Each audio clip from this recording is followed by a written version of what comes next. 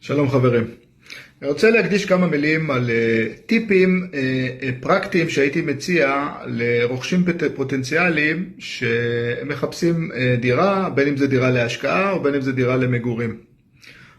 תראו, מניסיון רב שיש לי בליווי בעסקאות נדל"ן, הייתי ממליץ לקונה הפוטנציאלי, תראו, כל אחד כמובן יש לו את הקווים האדומים שלו, ואין ספק שבעשיית עסקה בסדר גודל כזה, יש כמובן אלמנטים סובייקטיביים.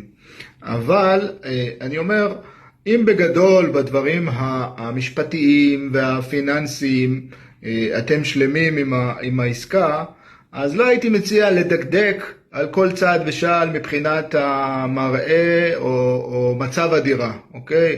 היה לי משא ומתן שבו יחסים בין הקונה והמוכר הפוטנציאלי עלו על סרטון בגלל דקויות של תריס חשמלי שתקול או כל מיני עניינים, באמת הייתי מגדיר את זה קוסמטיים.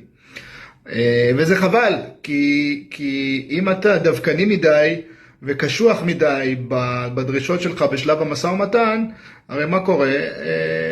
לפעמים אתה מאבד את המוכר. המוכר פשוט מרים ידיים ויוצא מהמשא ומתן, ואז אתה עלול בדיעבד לפספס עסקה בתנאים טובים שהסך הכל שלה הוא בסדר. זאת אומרת, לא להיות דווקני מדי.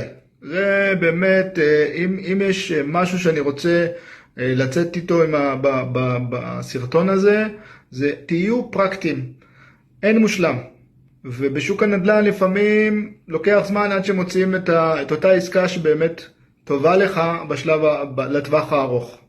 ולכן אני אומר, אם הדברים התכנוניים והפיננסיים והסביבת המחיה של הדירה מבחינת הדברים הפונקציונליים הם טובים לכם, אז לא הייתי מציע לדקדק על קוצו של יוד על כל דבר ודבר מבחינת הפריטים שבדירה, כי בסוף אתם עלולים לפספס עסקאות טובות.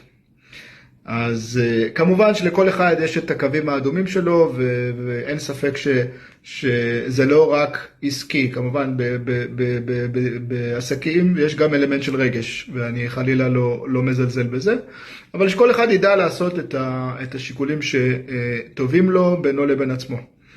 אז שיהיה לכם המון בהצלחה, ואם אתם זקוקים לייצוג בהליכים של קניית דירה, מחירת דירה, ענייני הנדל"ן במובן הרחב, אתם מוזמנים גם לפנות אליי, עורך דין רפאל בן צור.